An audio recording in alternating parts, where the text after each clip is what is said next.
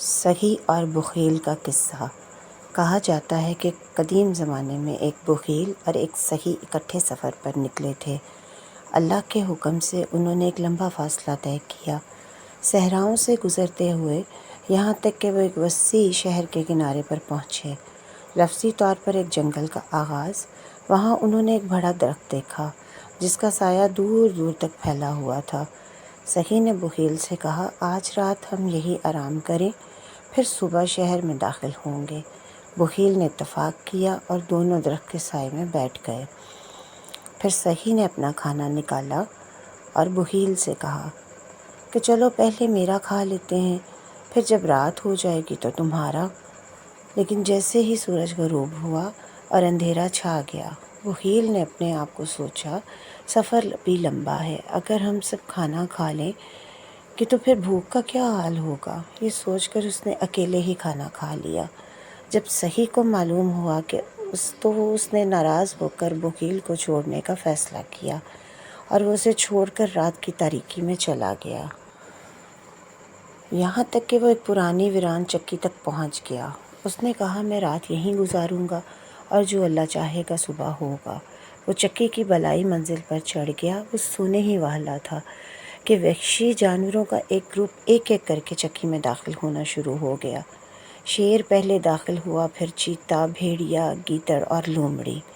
جب تمام جانور اکٹھے ہو گئے تو شیر کھڑا ہو گیا اور کہا، السلام علیکم جنگل کے دوست، اس عظیم اجتماع میں خوش آمدید۔ پھر شیر نے کہا کہ میں نے آپ کی رپورٹس کا جائزہ لیا ہے، آپ کی کارکردگی سے خوش ہوں۔ میں آپ سب کا شکریہ ادا کرتا ہوں اور امید کرتا ہوں کہ آپ اسی طرح اپنی ذمہ داریاں نبھاتے رہیں گے۔ اب اگر کسی کے پاس کچھ پیش کرنے کو ہے تو وہ ضرور کریں۔ چیتے نے کہا، اے وقت کے بادشاہ، میرے علاقے میں ایک چوہا ہے جس کے پاس وہ سونے کے سکے ہیں جو ہر صبح سورج نکلتے ہی وہ ایک ایک کر کے سورج کے سامنے لاتا ہے، 1 گھنٹے بعد انہیں واپس کر دیتا ہے۔ مجھے نہیں معلوم کہ وہ ایسا کیوں کرتا ہے۔ تب چیتے نے کہا، اے عقل مند بادشاہ، میرے علاقے میں انسانوں کا بادشاہ رہتا ہے، وہ بہت انصاف پسند ہے، چھوٹے بڑے ہر کوئی جو ہے اس کی بات مانتا ہے، لیکن اس کی ایک بیٹی ہے جو شدید بیمار ہے۔ بادشاہ نے اعلان کیا ہے کہ جو شخص شہزادی کو ٹھیک کرے گا وہ اس کا شوہر بنے گا، اور اس بیماری کا علاج ایک غریب کی مرغی میں ہے جو ایک خاص انڈا دیتی ہے۔ تب بھیڑیے نے کہا کہ عدل و انصاف کے بادشاہ، میرے علاقے میں ایک درخت ہے جس کی شاخیں آسمان تک اور اس کی جڑیں زمین کی گہرائیوں تک پہنچی ہوئی ہیں، لیکن وہ درخت کوئی پھل نہیں لاتا کیونکہ اس کے نیچے ایک بہت بڑا خزانہ دفن ہے کہ آپ کا دربار بھی اس کو سمیٹ نہیں سکتا۔ تب گیدڑ نے کہا، اے بادشاہ، انسانوں نے ہمارے اور مرغیوں کے درمیان حائل کر دیا ہے اور میری قوم شدید بھوک سے تنگ آ چکی ہے۔ چھوٹے گیدڑ بھی اب پھل کھانے پر مجبور تھے اور سبزیاں بھی دھوپ سے ختم ہو چکی ہیں۔ تب بھیڑیے نے کہا، اے جنگل کے بادشاہ، تیری رعایا نے ہمیشہ تیرے صبر سے فائدہ اٹھایا۔ میرے علاقے میں غیر قانونی شکار بڑھ گیا ہے اور رعایا بنی آدم کے ظلم کی شکایت کر رہی ہے۔ اے ان دشمنوں کے سر نیچا کرنے والے، ان کی فریاد پر توجہ فرما، کیونکہ ہم نے ہمیشہ تجھے زمین کا محافظ پایا ہے۔ یہ سن کر سخی جو خاموشی سے اوپر چھپا ہوا تھا سانس روک کے بیٹھا رہا، اس ڈر سے کہ جانور اسے دیکھ نہ لیں۔ جب رات گزری اور صبح ہوئی تو تمام جانور الگ الگ راستے پہ چلے گئے۔ شیر سب سے پہلے نکلا، اس کے بعد دوسرے۔ سخی پھر نیچے چڑھ کر اس جگہ پر چلا گیا جہاں چیتے نے چوہے کا ذکر کیا تھا۔ اس نے دیکھا چوہا ایک ایک کر کے سونے کے 100 سکے نکال رہا ہے اور انہیں سورج کے سامنے لا رہا ہے اور 1 گھنٹے کے بعد واپس کر رہا ہے۔ سخی نے پھر ایک پتھر اٹھایا اور اسے چوہے پر پھینکا، اسے بھاگتے ہوئے بھیج دیا۔ اس نے سونے کے سارے سکے اکٹھے کیے اور اس گاؤں کی طرف روانہ ہوا جہاں وہ کسان جو کہ مرغی کا مالک تھا رہتا تھا۔ جب وہ پہنچا تو دیکھا کہ مرغی بالکل ویسے ہی ہے جیسے چیتے نے بیان کیا تھا۔ اس نے کسان سے مرغی خریدنے کی خواہش ظاہر کی اور اسے سونے کے 10 سکے پیش کیے۔ کسان کو یقین نہیں آ رہا تھا کہ ایک مرغی اتنی زیادہ قیمت پر بیچی جا سکتی ہے۔ اس نے فوراً سودا قبول کر لیا اور مرغی اپنے دوست کو دے دی۔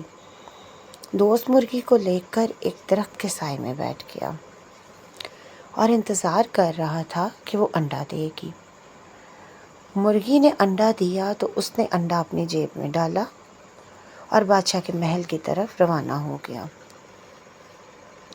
محل میں پہنچ کر اس نے بادشاہ سے کہا، اے بادشاہ، میں یہاں ایک ضروری کام سے آیا ہوں۔ بادشاہ نے پوچھا کہ بتاؤ کیا بات ہے؟ اس نے جواب دیا کہ میں نے سنا ہے کہ شہزادی بیمار ہے اور تمام طبیب تھک چکے ہیں کہ اگر کوئی سادہ شخص اس کا علاج کر دے تو اسے کیا اجر ملے گا۔ بادشاہ نے کہا، اگر تم اسے ٹھیک کر دو تو وہ تمہاری بیوی بن جائے گی، اور اگر تم جھوٹے نکلے تو تمہارا سر کاٹ دیا جائے گا۔ اس نے پیشکش قبول کر لی، لیکن اس نے ایک شرط رکھی کہ میں اس کا علاج ایسے کمرے میں کروں گا جہاں صرف وہی جو آسمان اور زمین کی ہر چیز سے بالا تر ہے مجھے اور مریض کو دیکھ سکتا ہے۔ بادشاہ نے شرط مان لی اور 2 محافظوں کو حکم دیا کہ دوبارہ اس کو شہزادی کے کمرے میں لے جائیں۔ کمرے میں پہنچ کر اس نے دیکھا شہزادی بیڈ پر بے ہوش پڑی ہے۔ بیماری نے اس کے جسم کو تباہ کر دیا ہے۔ اس نے دل سے دعا مانگی کہ خدا اس انڈے میں ایسی شفا دے جیسا کہ چیتے نے وعدہ کیا تھا۔ پھر اس نے انڈے کو توڑا، انڈے کے مواد کو ایک برتن میں ڈالا اور اس میں کپڑے کا ایک ٹکڑا ڈبویا اور اسے شہزادی کے جسم پر لگانے لگا۔ تھوڑی دیر بعد شہزادی نے حرکت کی۔ صحیح حیران رہ گیا۔ تھوڑی دیر بعد اس نے وہ مواد پھر لگایا۔ شہزادی نے آنکھیں کھول دیں۔ پھر 1 گھنٹے کے صبر کے بعد شہزادی اٹھ کر بیٹھ گئی اور اس طرح ہو گئی جیسے کبھی بیمار ہی نہ تھی۔ وہ اس کو باہر بادشاہ کے پاس لے کر آیا۔ بادشاہ خوشی کے مارے پاگل ہو گیا۔ اس نے سخی کا شکریہ ادا کیا اور اسی وقت قاضی کو بلا کر شہزادی کے ساتھ اس کا نکاح کر دیا جیسا کہ اس نے وعدہ کیا تھا۔ پھر سخی نے ایک دن بادشاہ کو اس درخت کے بارے میں بتایا جس کی شاخیں آسمان سے باتیں کرتی ہیں اور جڑیں زمین کے اندر بہت گہرائی تک جاتی ہیں، لیکن وہ پھل نہیں دیتا کیونکہ اس کے نیچے ایک خزانہ دفن ہے، ایک ایسا خزانہ جو آپ کے محل میں بھی سما نہیں سکتا۔ آپ میرے ساتھ کچھ سپاہی اور مزدور بھیج دیں تاکہ ہم اسے نکال سکیں۔ بادشاہ نے فوراً سے پہلے مزدوروں کو سخی کے ساتھ روانہ کیا۔ وہ درخت کے پاس پہنچے اور گڈھا کھودنا شروع کیا، حتیٰ کہ آخرکار خزانے تک پہنچ گئے اور اسے نکالنے میں کامیاب ہو گئے۔ سخی نے خزانے کا کچھ حصہ مزدوروں میں بانٹ دیا، ایک اور حصہ غریبوں اور محتاجوں میں تقسیم کر دیا۔ چند دن کے بعد جب سخی شہر کی گلیوں میں چہل قدمی کر رہا تھا تو اسے اپنا پرانا ساتھی بخیل نظر آیا۔ سخی نے اس کا گرم جوشی سے استقبال کیا اور اسے گھر لے جانے کی پیشکش کی، مگر بخیل نے کہا، پہلے مجھے یہ بتاؤ تم اس حال تک کیسے پہنچے؟ سخی نے اس کو ساری کہانی سنائی، جنگل کے جانوروں کی مجلس اور کیسے اس نے ان کے گفتگو سے فائدہ اٹھا کر مال و دولت اور شہزادی کو حاصل کیا۔ یہ سن کر بخیل کو بھی لالچ پیدا ہوا۔ وہ فوراً چکی کی طرف بھاگا، مگر پچھلی مجلس کو گزرے 1 مہینہ ہو چکا تھا اور اب جانوروں کی نئی مجلس کا وقت آ گیا تھا۔ اسی وقت شیر، چیتا، بھیڑیا، گیدڑ اور لومڑی ایک کے بعد ایک داخل ہوئے۔ جب سب جمع ہو گئے تو شیر نے ان کا خیر مقدم کیا اور ان سے کہا کہ اپنی باتیں پیش کریں۔ بھیڑیا بولا، بلکہ بادشاہ ہم تجھ سے کیسے بات کریں؟ پچھلی دفعہ ہم نے ایسی باتیں کیں جو ہماری مجلس سے باہر کوئی نہیں جانتا تھا، مگر وہ باتیں باہر کیسے پہنچ گئیں؟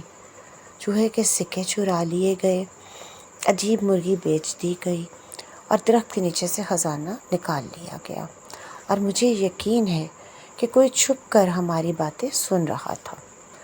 فوراً حکم دیا کہ پوری جگہ کی تلاشی لی جائے۔ تمام درندے جگہ جگہ پھیل گئے اور تلاش شروع کر دی۔ تھوڑی ہی دیر میں انہوں نے بغیل کو چھپا ہوا پا لیا۔ انہوں نے اسے مار ڈالنے کی کوشش کی مگر بغیل بامشکل جان بچا کر بھاگا، البتہ وہ شدید زخمی ہو چکا تھا۔ یوں بغیل کی لالچ کا انجام عبرتناک ہوا، جبکہ سہی اپنی نیکی، عقل اور فیاضی کی بدولت شہزادی کے ساتھ شاہی محل میں خوشحال زندگی گزارتا رہا۔ حالانکہ ایک وقت ایسا بھی تھا کہ وہ ایک نوالے کا محتاج تھا۔ یہاں کہانی ختم ہوتی ہے۔ امان میں رہیے اور رسول اکرم صلی اللہ علیہ وسلم کا سلام بھیجنا نہ بھولیے۔ جزاک اللہ۔